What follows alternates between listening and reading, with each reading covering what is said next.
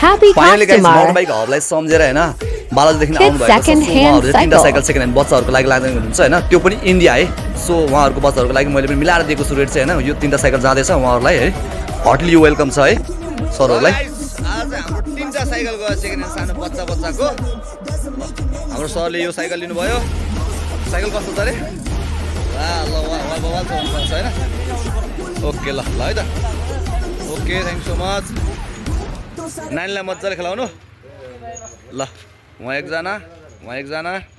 ल सुर्ती राम्रो छ कि साइकल राम्रो छ